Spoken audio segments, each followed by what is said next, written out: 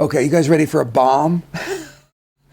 The first new question tonight is going to spin your head. If anything was politically incorrect or explosive, it's going to be this question. And I love this about Inner Circle because people are not afraid to ask these sorts of questions.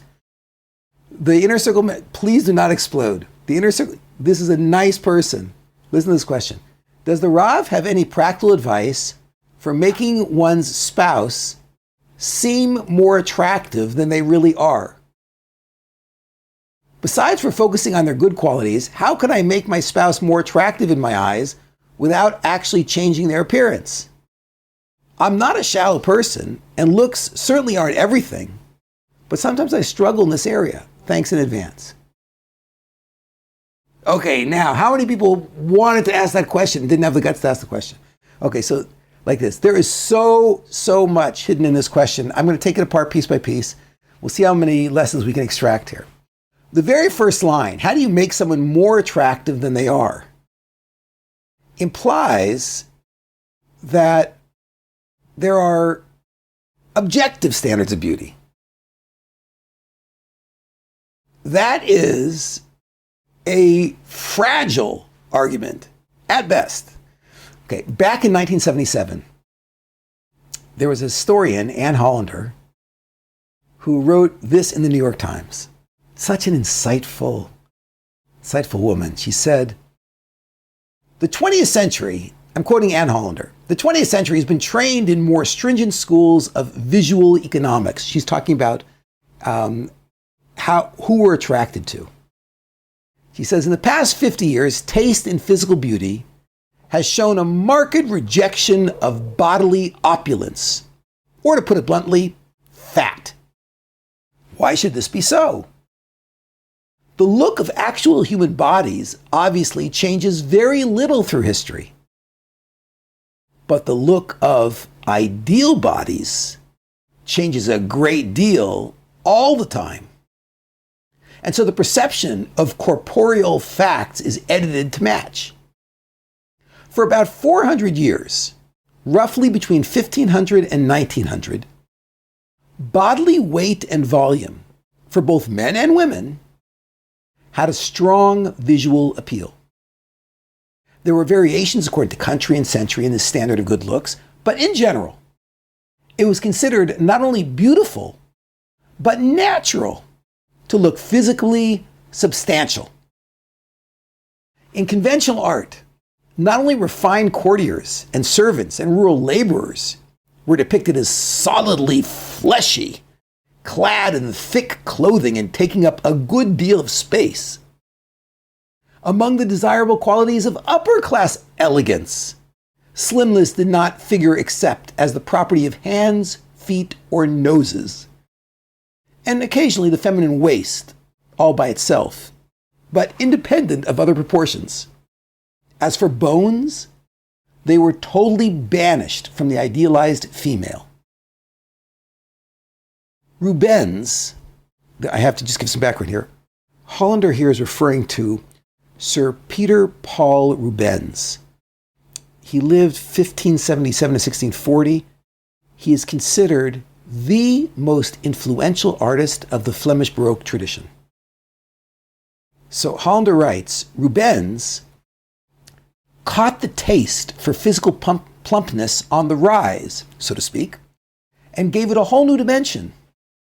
Rubens's glorification of flesh was an outgrowth of the Renaissance belief in the almost limitless possibilities of the human mind and body. In the visual arts, human importance seemed most appropriately expressed in terms of solidity, of undeniable substance and weight. Thinness of the body came to connote poverty and the weakness of disease and old age. It also suggested spiritual poverty and moral insufficiency.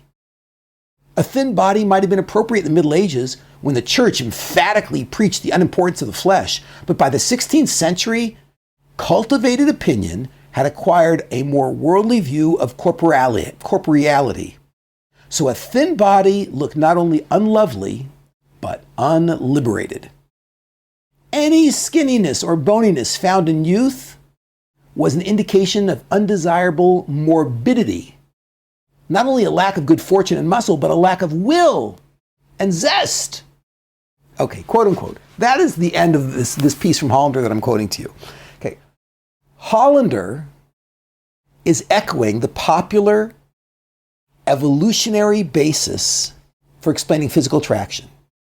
Now, how does that work? It posits all people are essentially the same insofar as we're all just sophisticated animals programmed by selfish genes to procreate for the sake of progeny.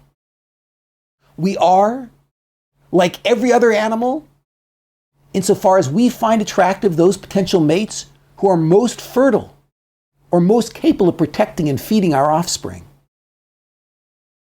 When the science of the day believed that people who were fat were healthier or wealthier, then that was attractive. And when science changed its mind, so did the culture of physical beauty. That is Hollander's position, what I would call the evolutionary basis of attraction.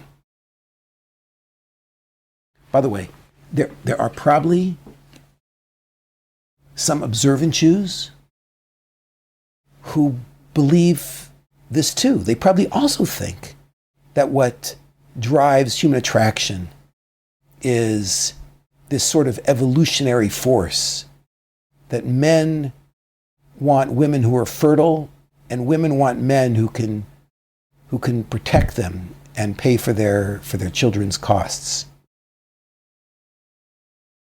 But is that sort of approach, that evolutionary approach, really the Torah's explanation for what makes somebody attractive to us? I don't think so. Consider the following revolutionary passage, one of the most famous discussions in the entire Talmud. It's one that many, many religious Jews know by heart. It's found in Tractate Ketubot, Ksuvas, page Tet Zayin Amud Beis. It starts, page 16b, goes over to 17a.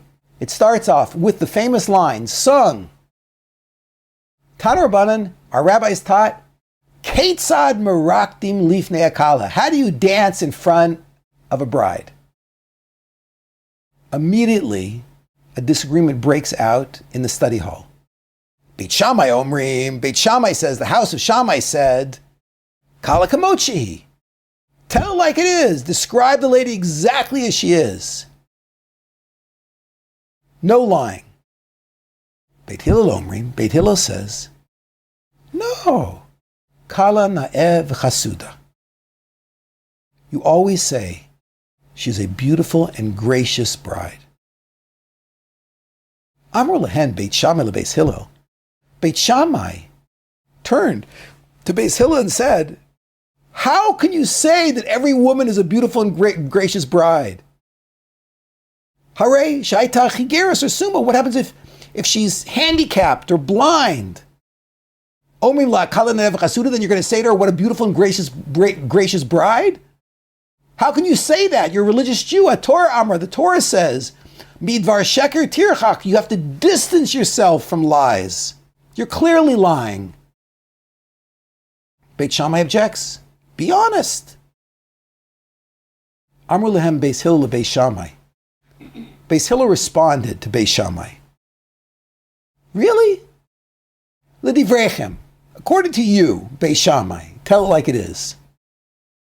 Misha lakach mechach ra min hashuk. If somebody goes to the market and they buy some product there that you don't like, yishebchenu be'einav or yiganenu be'einav. Do you praise that product in the purchaser's eyes, or do you make light, criticize the product in the purchaser's eyes?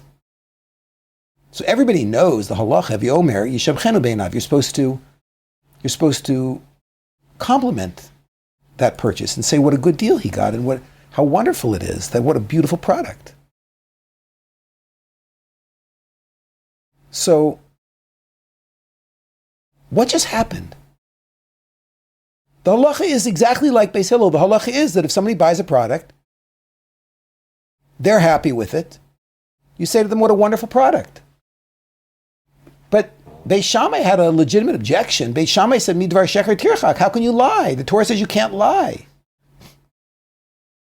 So the Gemara explains, it's not a lie. Mikan amro chamim, from this insight of Beis Hillel, that you praise a product when someone found it beautiful in their eyes.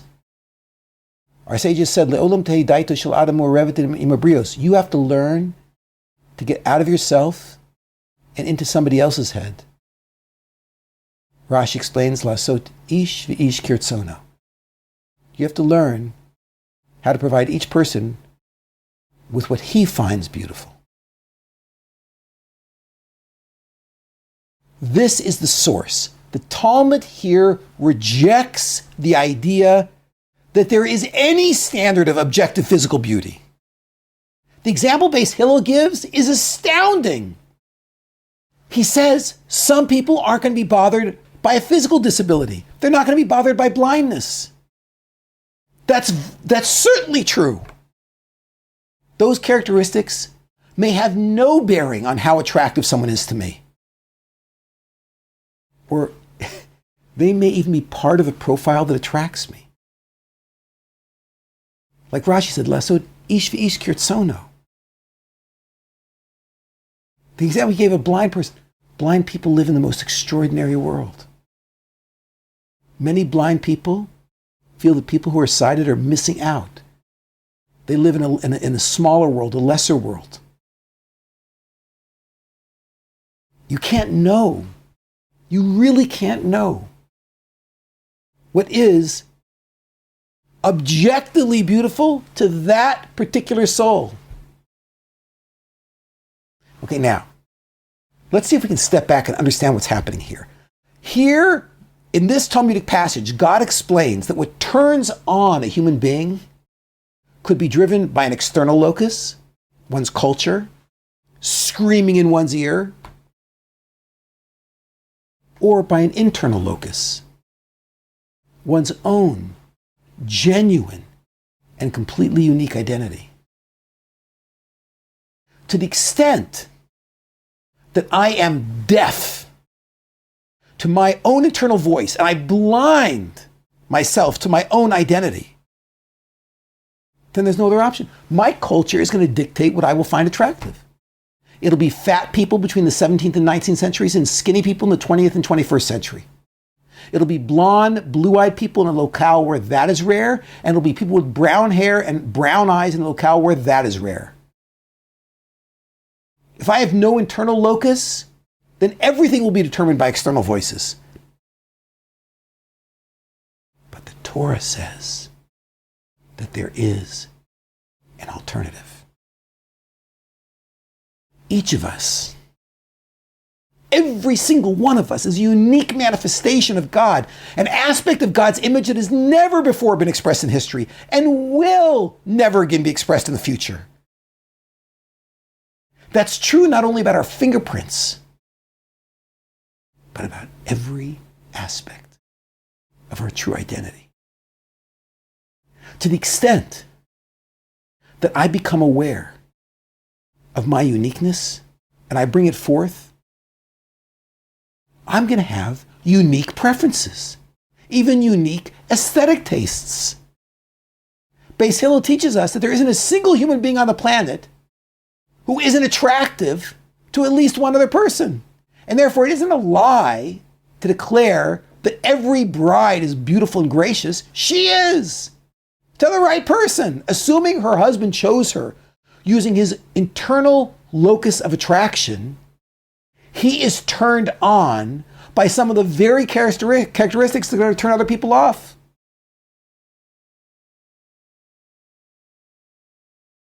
So just to zoom out for a second, if the forces of evolution determine attraction, then there will be some objective standards for beauty.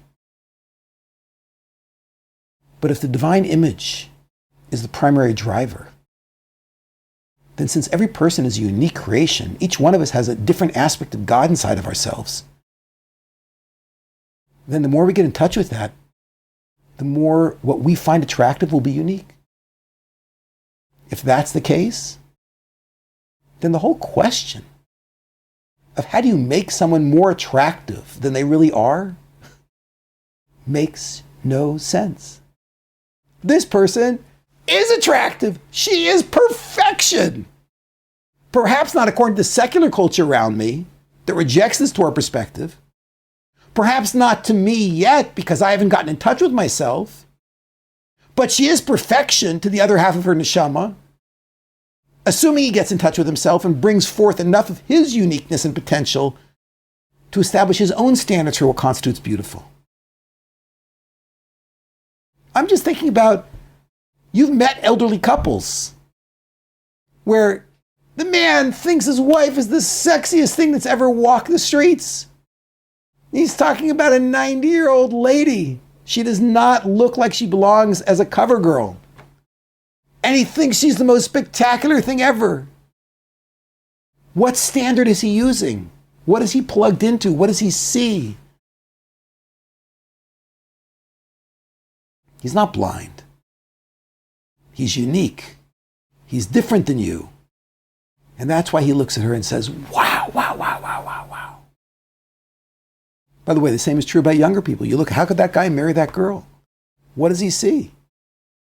He's in touch with himself. Okay, that's my first observation. Here's a second one. We go from slightly controversial to extremely controversial. The inner circle member didn't identify him or herself. But I just want you to, I want you to think about something for a minute. Be honest with me. Be honest. Or if you don't have to be honest with me, be honest with yourself.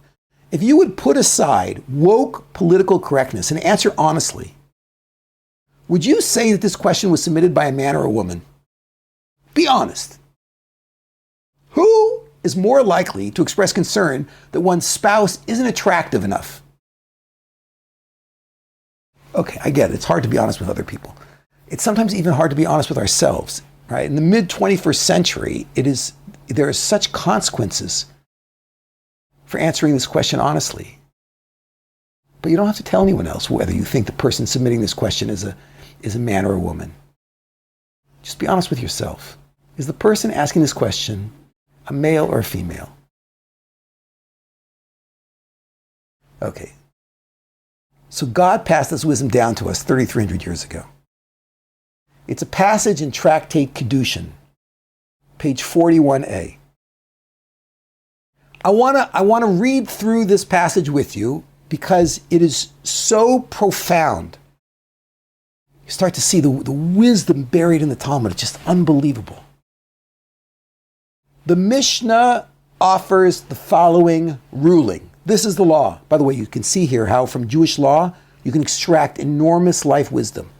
The Mishnah says, a man can betroth a woman by himself or by means of his agent. He can become engaged to somebody by himself or through an agent. Similarly, a woman can become betrothed by herself or by means of her agent. Okay, end of Mishnah. Seems pretty simple. The Gemara doesn't let anything pass. So the Gemara starts by questioning the need for this seemingly extraneous halacha stated in the Mishnah. Once the Mishnah stated that you can betroth a woman by means of an agent, you don't have to be there, then is it necessary to state that a man can also betroth a woman by himself? Obviously he can do it by himself. If he can even do it through an agent, for sure he can do it by himself. So Rav Yosef explains what's going on in the Mishnah. He says, the Mishnah writes both halachot, that is, you can do it yourself or by an agent, to teach you that the betrothal is valid either way. But even though it's valid either way, it is more fitting that the mitzvah be performed by the man himself rather than by his agent. And then Rav Yosef explains why he thinks it's more fitting that the man betroth the woman by himself instead of through an agent. He says it's like the story of Rav Safra. Rav Safra would cook the meat for Shabbos or salt the fish for Shabbos himself rather than allowing his domestics help in the house to do it for him. He actually would do it himself. He wouldn't allow the maids or butlers to take care of this. Why? Because it was a mitzvah to prepare for the Shabbos, and he wanted to do the mitzvah himself.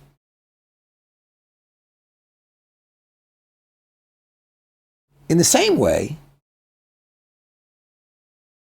Rav Yosef says, it's a mitzvah for a man to betroth the woman himself because it's a mitzvah to get married, and so he should do it himself, much better than having somebody do it for him. That's Rav Yosef. However, others in the Gemara disagree, and they say, no, it's not a question of that it's better if he do it himself. It's actually forbidden for him to betroth the woman through an agent. Why? Rav Yehuda said that he heard from the Talmudic sage Rav that he cannot betroth the woman unless he sees her. Why? Because maybe if he saw her, he wouldn't be attracted to her. And then he would end up violating the verse in the Torah that says, Ve'ahavta l'recha kamocha. Leviticus 19:18, you should love your neighbors yourself. Okay, this is profound. Here, the Talmud is saying, the woman wants to be attractive to her husband. She has a right to be attracted to her husband. When the man marries her without having seen her, and then he ends up not attracted to her, he's being cruel to her because she deserves to be married to a man who's attracted to her. So don't do to somebody else what you wouldn't want done to yourself. You wouldn't want to be unattractive in your spouse's eyes. So therefore, don't do that to a woman. And therefore, to avoid that sort of cruelty, it's actually forbidden. By the way, we rule this way. It's forbidden for a man to become engaged to a woman unless he's seen her. Okay, so that sounds great, except now you have a big problem.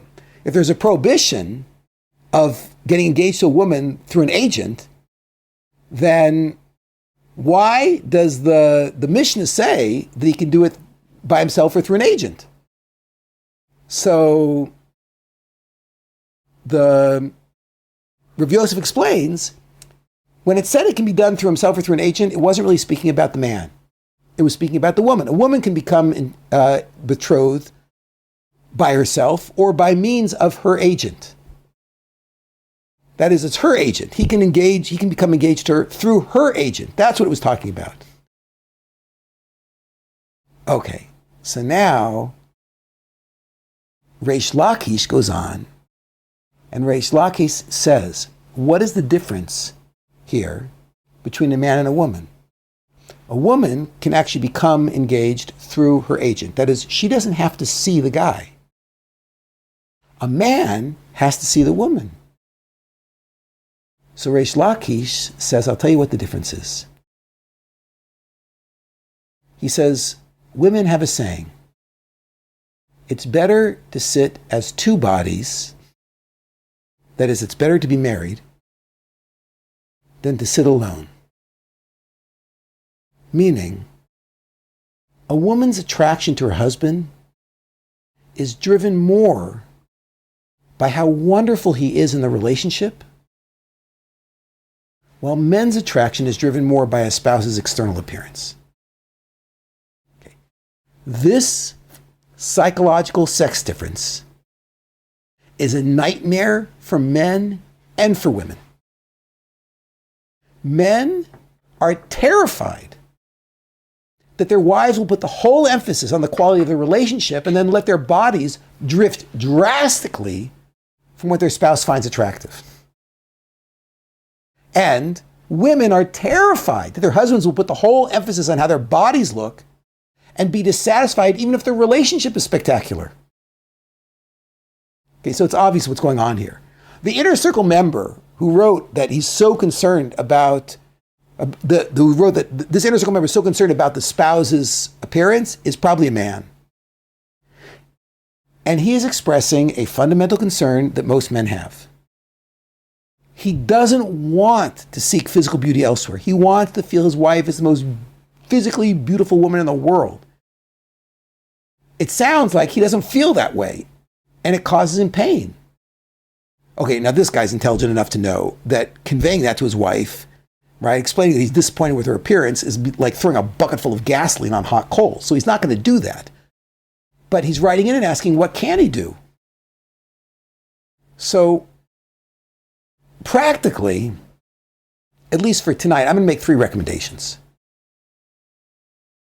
The first is, it helps to take steps to discover and become yourself, to bring forth your specific image of God. The more unique you become, then the less you'll be driven by the standards of your culture, and the more you'll be drawn to your other half, both in soul and in body.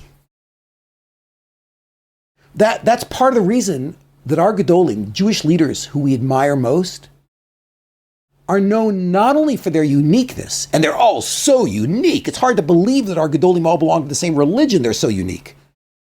But it's not just they achieve the pinnacle of uniqueness, they also achieve the pinnacle of Shalom Bayis. That's one of the ways who we know how God is. These two, uniqueness and Shalom Bayis, being crazy about your spouse, that goes hand in hand.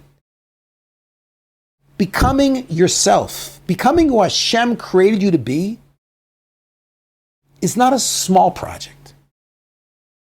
It's not something I can guide you in during a few minutes on a conference call. But I'm telling you, it's something you've got to speak to your Rav about. It's going to be the key to your Shalom Bayis. These old men who are crazy wild about a woman who doesn't belong on the cover of a magazine, it's because they're not judging based on the standards of 21st century America. They have their own internal picture of who they are and what's fit for them, what matches them. And they're wild crazy about the way her body looks. Not just about her soul. This is a project that's got to become the center of your life. And that's not just because it guarantees that you'll be maximally attracted to your wife. It's because your whole eternity depends on it. You need to become you. Now. Here in this world. Or you won't be very much in the next world.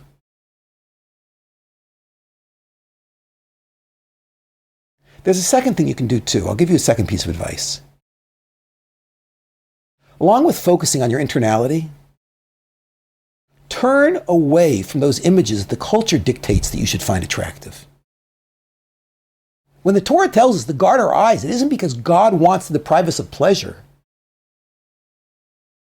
It's because it's difficult enough hearing your own internal voice, that is, establishing your own standards for attractiveness, without advertisements and internet images screaming at you. If you want your locus of attraction to shift from external standards to internal standards, quiet down the external voices. As difficult as it may be, and it is difficult, try to look less at other women. Okay, there's a third piece of advice that's offered by the Torah. It comes out of an interesting Talmudic passage in Tractate Nida 31b. The Gemara there says like this. The Gemara says, Tanya, Haya Rabbi Meir Omer. Rabbi Meir asked a bomb question which every young couple asks. Mipnei ma amra Torah nida l'shiva. Why did the Torah set up a system of halacha, a Jewish legal system, that prohibits married couples from being intimate 7 days out of the month? Why? Why did the Torah make her forbidden 7 days a month? And the Talmud gives a fascinating answer. Because he will become accustomed to her, habituated, the ketzbah. And then she won't be interesting to him anymore. Amra Torah, therefore, God comes and says, Te Tmeya Shiva Yamim, let her be forbidden to him 7 days. So he will be so excited about her when they get back together again, like the day that they first got together after waiting for so long, the first time they ever experienced intimacy, it'll be like that every single month. Tremendous psychological insight. Here the Torah is hinting that routine breeds boredom. Routine is the enemy of excitement. How do you filter routine out of your marriage? That's really what you need to do. How do you filter routine out of your marriage? Creativity. You got to be creative. You have to be aggressive. For example, every couple is required to have a weekly date. Absolutely required to have a weekly date. But it doesn't always have to be the same time. It doesn't have to be the same park bench or the same restaurant. You don't have to order the exact same food. Okay, now I recognize work creates some restrictions, kids create some restrictions, but work around those givens to create variety. And do the same in the most intimate details of your romantic life. The more you shake things up, the more interesting things will be for both of you. And the more affection you'll feel. Like the Talmud says, Kedei shetei chaviva al baila k'shas knisas l'chuppah. The more that you shake it up, then the more interesting and exciting things become, and then the more affection flows forth. This is not to undermine anything that I've said, the first two pieces of advice that I gave, but this is also an element. You guys are both creative. Don't throw all the responsibility on your spouse. Jump in there. The two of you come up with spontaneous, interesting ideas. Don't let your relationship become routine. I hope you liked that answer from Rabbi Kelemen. If you'd like to listen to more questions and answers and ask your own questions, as well as listen to brand new material that Rabbi Kelemen is producing right now, check it out at LawrenceKelemen.com. You put in your name and email address and we'll send you free lectures from all the new material Rabbi Kelemen has been publishing. Let us know if you have any questions. info@LawrenceKelemen.com.